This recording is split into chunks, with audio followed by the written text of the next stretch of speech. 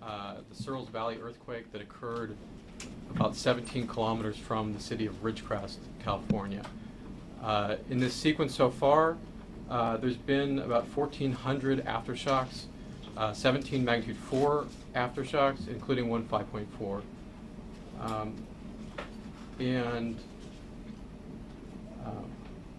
So the fault itself.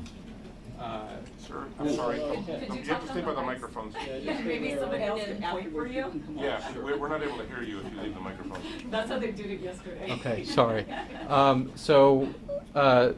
This event occurred within the Little Lake Fault Zone.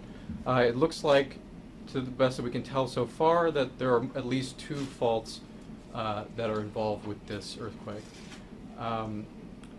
And there's about a 6% chance that there will be a magnitude 6 or larger earthquake in the coming days, but that will go down with time that has passed.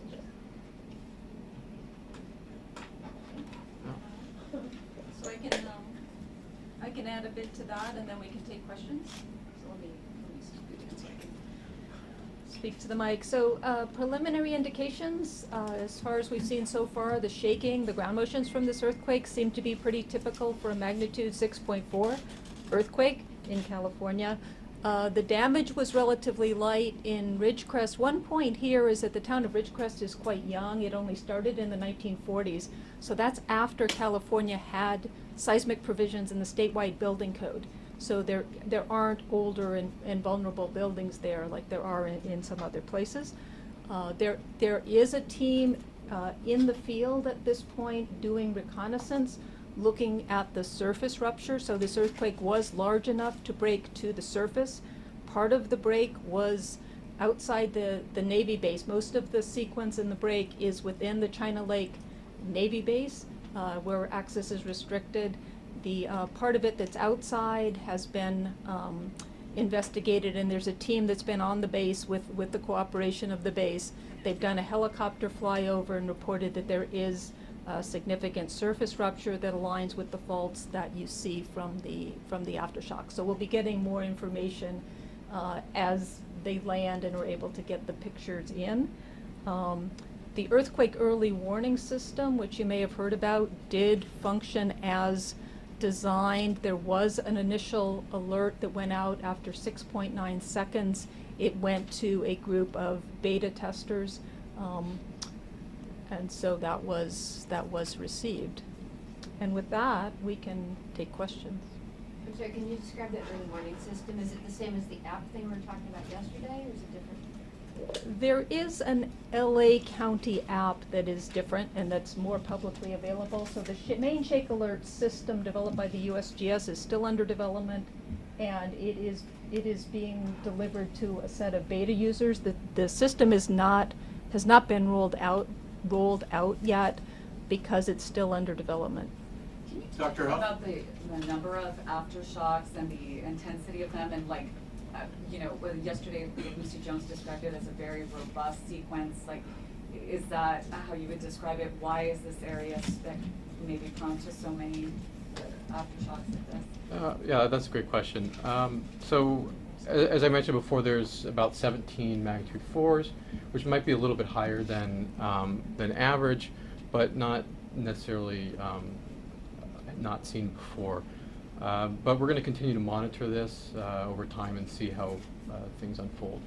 And you said there was a 5.4. When was that, and what did that look like? That was this morning. What time? At 4:07.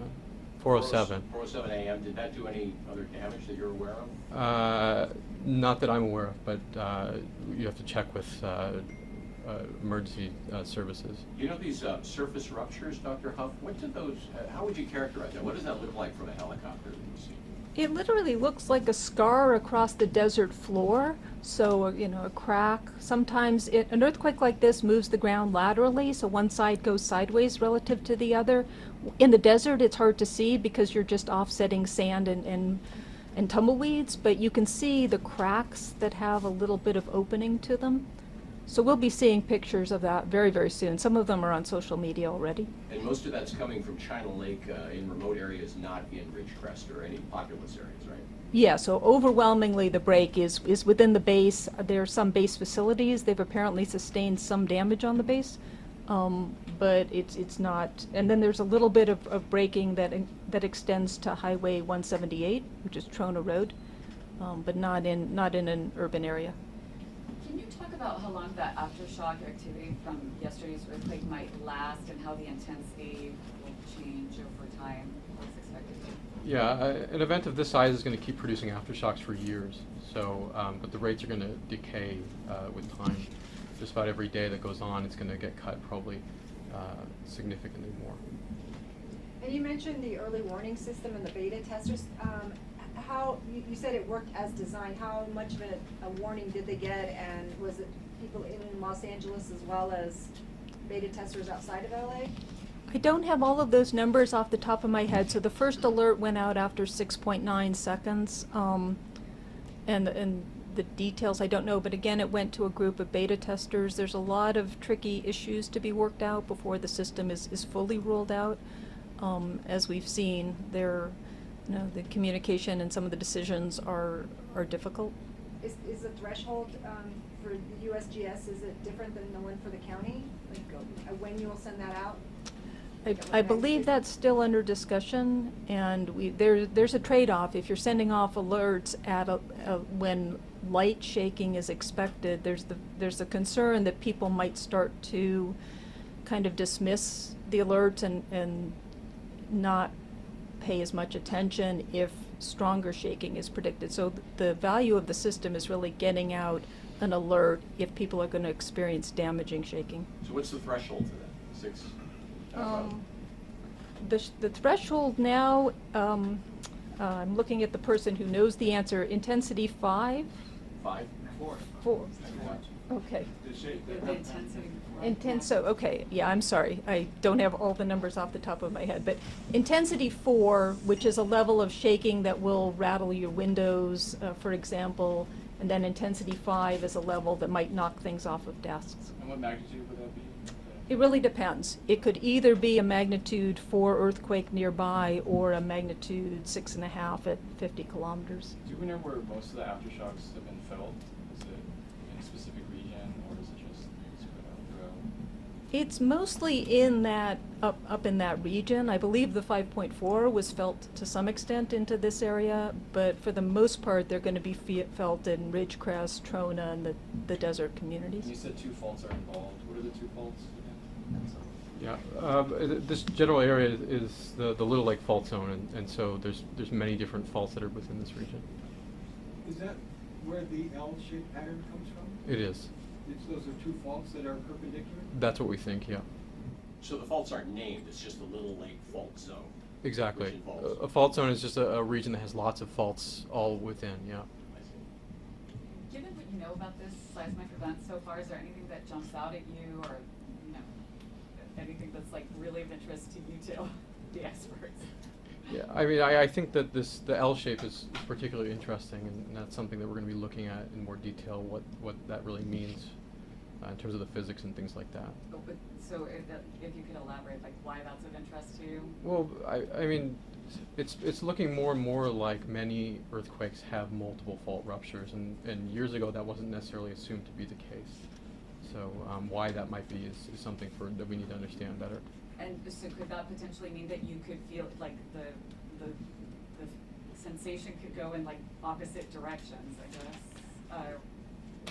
Sure, it's just important when, for hazard purposes and things like that you consider all different types of scenarios, and so when multiple faults are involved, it becomes a lot more complicated, and that's something that we need to look at more. Did the initial quake occur on one of the faults? Could I, yeah, actually, that's one of the questions we need to look at. So did one fault go and then the other? Was it separated by 2 seconds or 10 seconds? To some extent, it's a matter of semantics. We call it one earthquake because it happened close enough together, and then we talk about sub-events. But that's one of the details that we really need to dive into the data to look at. One point here is that magnitude 6.5s don't happen every day in California, and earthquakes that break the surface don't happen every day. So there's a lot of questions about surface breaks and, you know, their relationship to what's going on at depth. So one of the key scientific questions and priorities is to get people in the field, which is what they're doing, to really record what happens, because those features can be very ephemeral. When you say that aftershock activity could go on for years, how do you know it's an aftershock of the 6.4 and not just a smaller new earthquake? By looking at the long-term background rates in that area, going back, you know, potentially decades, essentially. So, I can jump in again. When we say an aftershock sequence is over when the rate of earthquakes in an area goes back to what the background is, that doesn't really mean the sequence is over. It means we can't detect them anymore because the rate isn't different from what it used to be before the main shock. Can you explain that 6.0 possibility again and how that kind of diminishes over the next few days? Sure. There's always the possibility that an earthquake can trigger a larger one. And so, statistically speaking, when we look at lots of different sequences over the years, we can estimate, you know, how likely it might be that a given earthquake can trigger a larger one. And so, we found that as time goes on after a large event, that likelihood decreases. So, we estimate something like a 6% chance, as of now, that there could be a larger event that occurs. An aftershock, but not another earthquake. It could be a larger event, 6+. An earthquake. Yeah. And so that would be within the next week then? I didn't hear that. So just to clarify, we estimate that there's about a 6% chance of a magnitude 6 or larger earthquake happening, and how large it would be would determine whether it's an aftershock or not. It could ultimately be a main shock itself. What was the time frame on that? That's just going forward. That's as of right now. You said 6%? Yeah. And that's in the general region, correct? Yes. Meaning Ridgecrest and That's right. environs. Mhm. How about its effect on, say, the big one that we talk about, the San Andreas side? Is there any data suggesting a connection? Yeah, probably not. It's pretty far away from San Andreas. It's not predictive for something that far away? Probably not. In what other tangible ways does yesterday's quake and all the aftershocks affect us moving forward, looking forward to other events other than the 6% chance of the 6? Is that too general a question? Yeah, I don't really understand the question. I think the odds that this earthquake is going to influence significantly faults away from the immediate area are very, very low. They're not zero, but we don't even try to do a forecast because the odds are so low. It is well away from the San Andreas, for example. So we always have the background rate of and probabilities of earthquakes on every fault in the state, and those don't change. We just superimpose the aftershock likelihood locally. So for most parts of California, we're at where we were before yesterday, before this happened. Can you describe the infrastructure of Ridgecrest a little more? Are there any multi-story steel moment frame buildings or unreinforced concrete buildings? My grandparents moved to China Lake in 1946, so I can address this one. So that the base was started after World War II, so that's where everything there is new. There aren't really any high-rise structures. There are department store type buildings. There are a few multi-story, 2- to 3-story buildings on the base, but again, those would have been built after World War II. Within Ridgecrest, it's mostly single-family homes. It's mostly wood frame, and they all would have been built at least to the building codes as they existed in 1933, which is after the Long Beach earthquake taught us about the peril of unreinforced masonry. Are there Would the malls be post-Northridge? The newer homes would be, and so the building codes have gotten better in time, and the earthquakes have revealed vulnerabilities, and so the codes have been strengthened. But any house that's sold in California with a mortgage has to be bolted to the foundation, for example. So the houses are not quite at the level of post-Northridge codes, but they're not bad. Are there any areas, though, that are of concern? I know that yesterday in Lake Isabella, people were concerned about the dam. Are there any structures that if there were, 6+ or if it were a greater quake than the one we had yesterday, might be an area for worry? Yeah, I haven't heard about anything and any concerns for dams. There were some rock falls. There was some damage on the base, apparently including to their tower. So I don't have a lot of details on that, or the rock falls. Again, a lot of the strongest shaking would have been along that L that you see, and overwhelmingly that is in a remote part of the base, which was very fortunate. Several more questions. Last question. Well, I just kind of close to the Los Angeles Aqueduct, any damage there? If there had been, I'm pretty sure we would have heard about it. Tomorrow, does the risk for another quake go down to 5%, or is that? If nothing has happened by then the risk goes down, and we'd have to recalculate what that would be at that time. Okay. Yeah. Are there any significant offsets you can describe? So the photos that I've seen, the offsets are on the order of 10 centimeters or a couple of inches, but the most dramatic surface rupture is almost certainly on the base. So there has been a preliminary reconnaissance, and we expect to have that information very soon, but not right now. Do you know that the base structures, were those also post, World War II? Yes, because the base is post World War II. So. When you said the tower, you mean that their air control tower? Yes. Thank you. Thank you. Thank you, guys. Are these images online now? The ruptures?